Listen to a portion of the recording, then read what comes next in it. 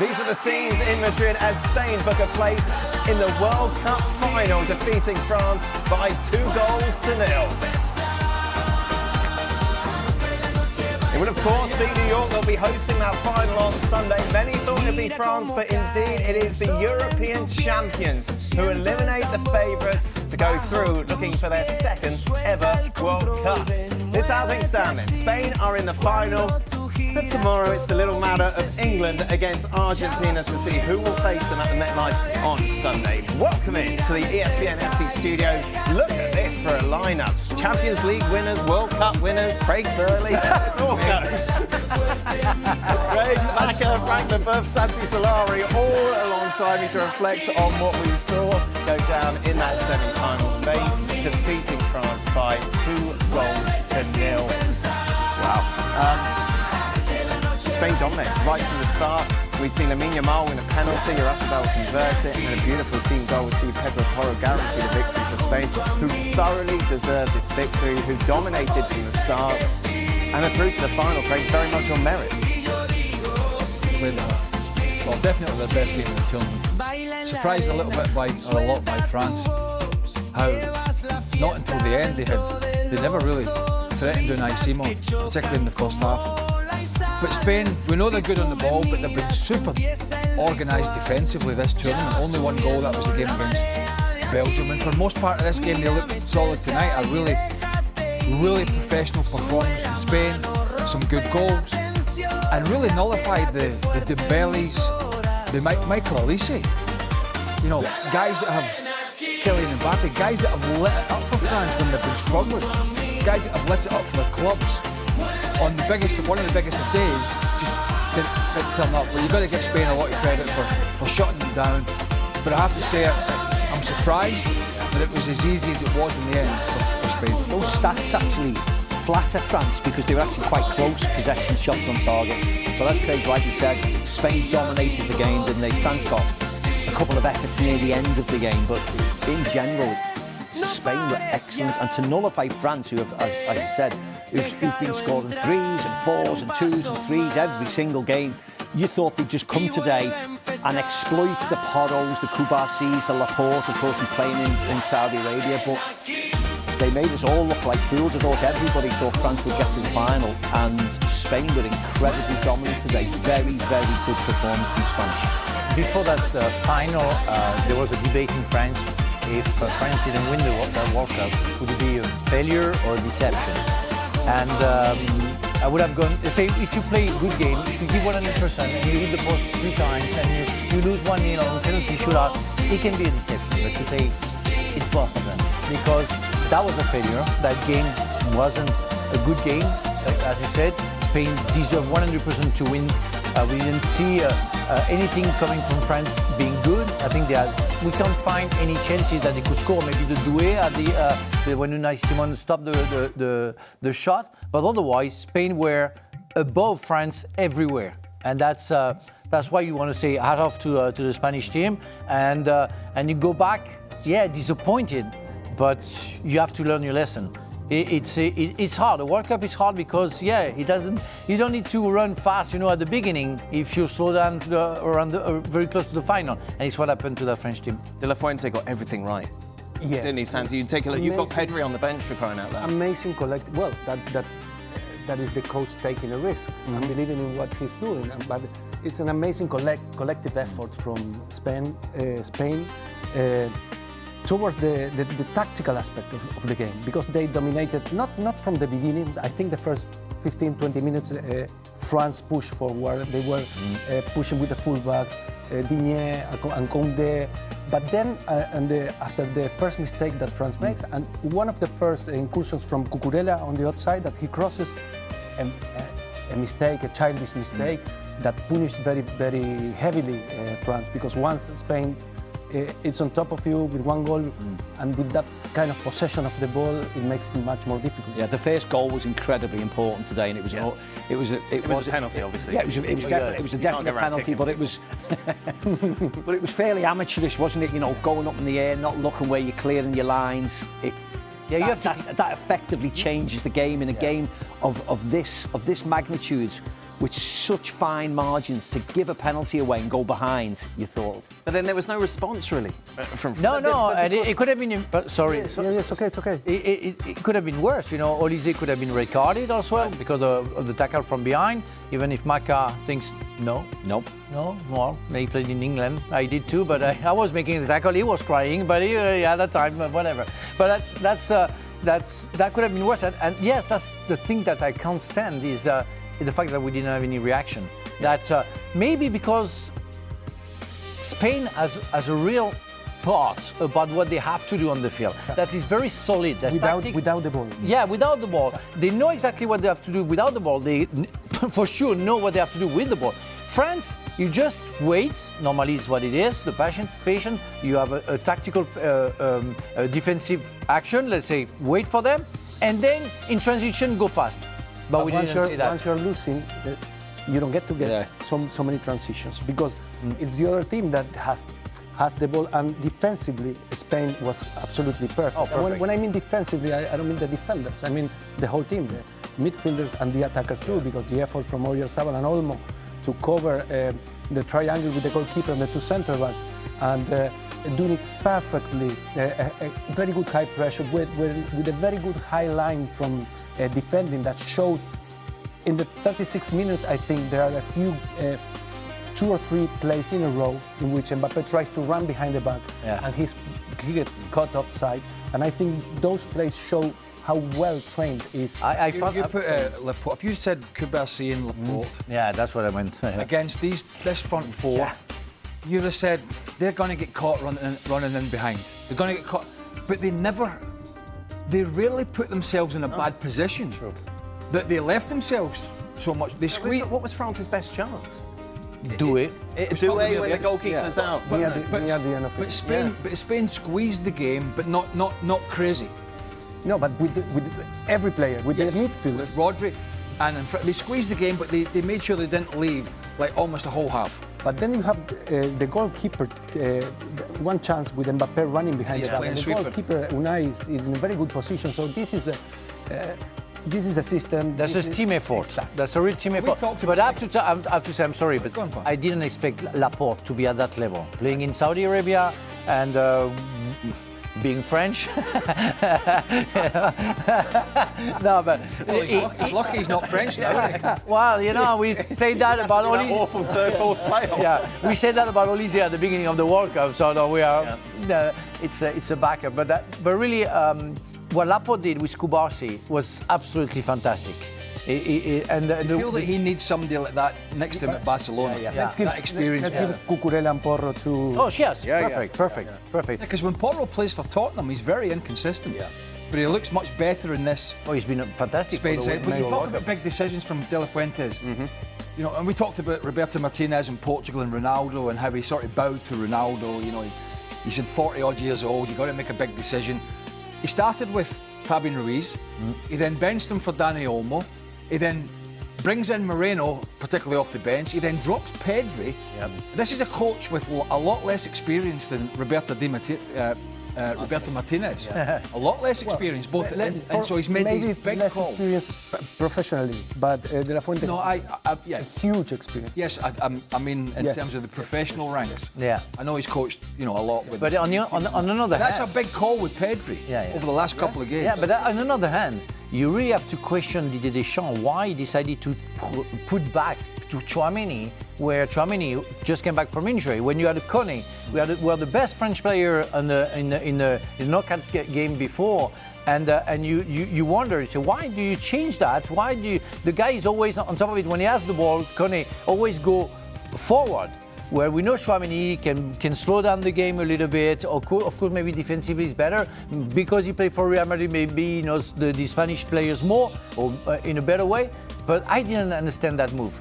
So maybe Didier will explain why, because it doesn't make any sense for me. I didn't expect any changes from France for this game. Yeah, Barcola maybe. But this is it's always the same. when you coaches lose. make the changes and then you lose, and then you with the Monday newspaper we can, you know, Santi, that's what we do. Now we do it before the game, even. It's before the You game. know, we that's say. this show. Exactly. but I can, You sign for it. I can show you the other part of it. For example, Deschamps decided Barcola to play today, Yeah. and it maybe, you know, as well, Doué could have played from the beginning. But the moment Barcola left the game, Spain scored the second Runner. goal. Yes, because Barcola made a great defensive effort today during the whole game. So it's so difficult sometimes to make this decision. Yeah, but Santi, And it's they are so tiny. the question mark. He let Pedro Porro run off. Exactly. The thing is, people were saying Doué is better, will be better to start because he can follow Pedro Porro, where Barcola is less a defender, which you are saying completely the opposite, and you are right. But I saw that it was a great move because we all thought that Spain would be a little bit higher on the field, and the fact that Barcola can run, and we saw that the first 10 minutes before Spain scored the first goal, that he can surprise people behind the defense. But that's why he put him. Him, I think, is justified. Tchouaméni is not justified. For Spain, there is always Rodri as well. He was great again. Yeah. You know, we questioned him coming back from injury, maybe not the same. Just the positional sense. Yeah. Probably doesn't need to run about as much as All of them, they were great. because he's very, very clever, and he didn't have his best season at Man City, and he did have quite a lot of injuries, but he just reads the game so well. And This was his best game, wasn't it, today? I thought he was magnificent, the same as you. yeah, he's brilliant. It's interesting, we always kind of build up superstars and look into this. It was Mbappe against Lamine Yamal, and you think looking back when they won 2-0, Lamine Yamal must have been amazing. He wasn't great. He wasn't. He didn't blow your socks off. But this is part of this Spanish team, and as you've all been saying, that's what it's all about. It's about these 11 players all playing together. And we saw Lamine Yamal coming back, tackling Mbappe as well. We almost got a yellow card, but it shows the involvement of every Spanish player. Also the players that come from the bench. Yeah, of course. No, everything was perfect on their side. And they're showing, and it's why the star system that we are trying to put on medias, where we try to find absolutely Mbappe against Lamine Yamal. We're talking about football. Football is a collective sport, and if you don't do the effort, you're going to struggle. Yeah, I mean, you need the stars. Yeah. And they are, you know, Yeah. they are the It's show. similar and conversation we've had about PSG. We all Like, love this the season, stars. about how it's really about the collective. And they perform very well during this World Cup. All the stars they shown. I mean, But, Mbappe, Haaland, and Kane, and Messi, and But as you said, Bellingham. Lamine is the so-called star of Spain, albeit an 18-year-old star. And he hasn't been the star, has he? He hasn't been the standout person for Spain at all. I don't even know who has been. But as you said, it's the collective rather than anything. It's a Yathabal who's not a big superstar in name. He's chipped in with goals. It's Olmo has been great. It's Dani Olmo, it's Fabian Ruiz, it's Rodri who's been great, and then as Moreno you coming said, off the bench. Yeah, and then being decisive. Then the people at the back who you didn't have a lot of faith in, And the French player Laporte. but they've You've done that joke. they've conceded one goal, Spain. Yeah. From Belgium. That's all. So fair play to them. The problem is we talked about Amazing. France the other day, and in particular, I think one part of the conversation was, how's anybody going to beat this team? Yeah. But there was always one, remember we talked about it the other day, all these stars, there was one real weak point in that team.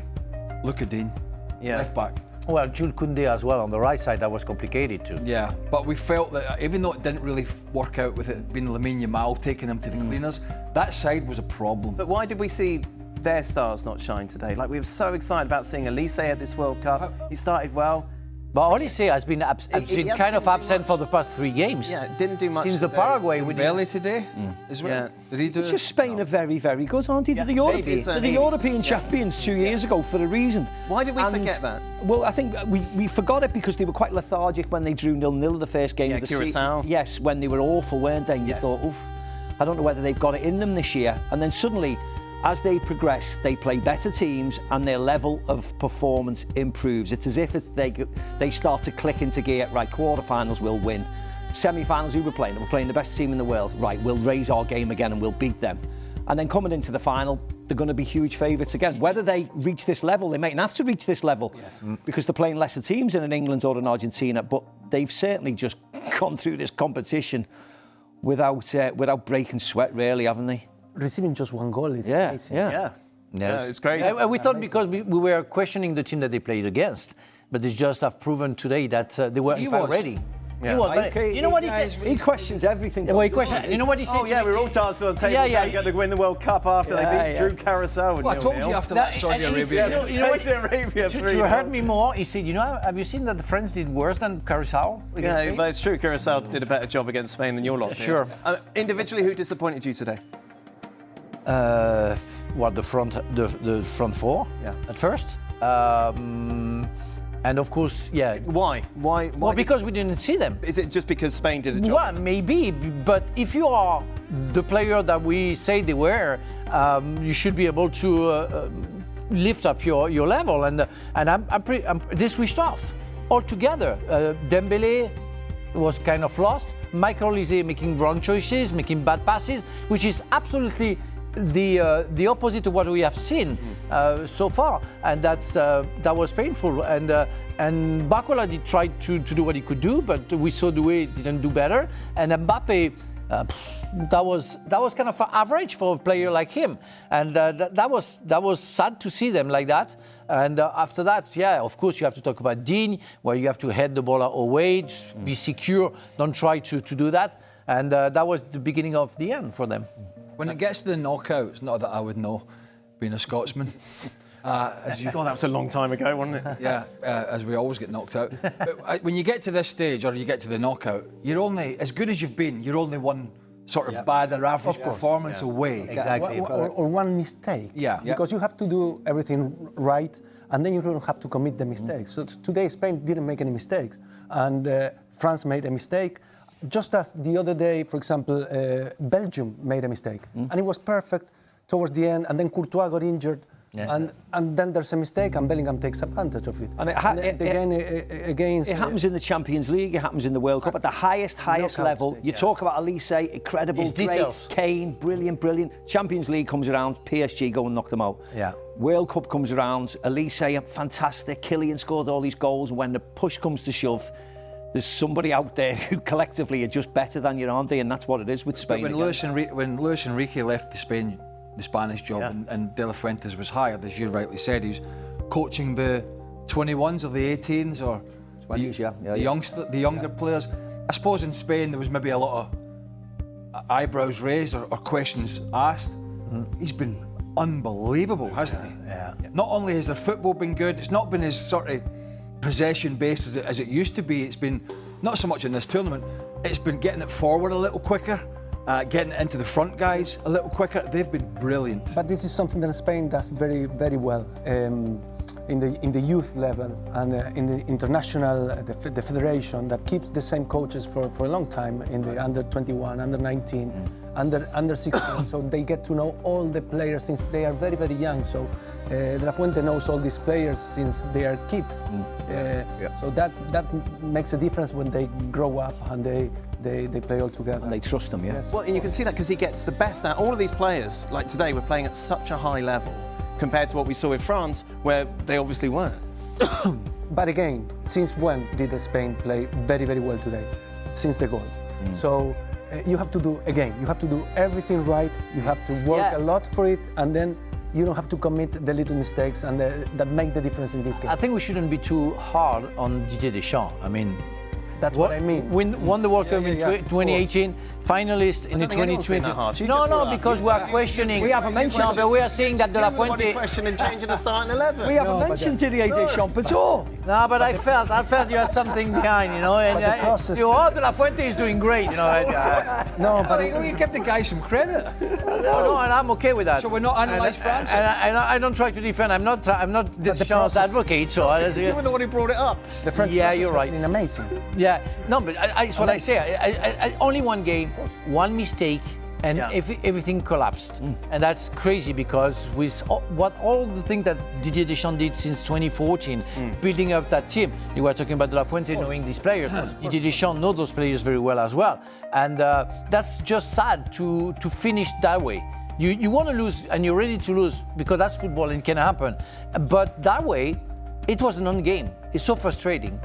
So what is it? Oh, Jules will be sad, won't he? Oh my God! Yeah. Well, he's going to cheer. He's going to cheer up for England. Get on the phone and laugh at him. He's going to cheer up for England. So don't worry. No, he hates Let's it. get him on before. Oh, really? Before Yeah, really hates it. before England play. Let's get him on the phone. Let's get him on the phone, Bob. We can Tomorrow, laugh for 10 tomorrow, minutes. if we lose, I'm not coming. The latest edition of the Gab and Jules podcast drop on Thursday as they reflect on what we've seen in these two semi-finals. You can catch up some of the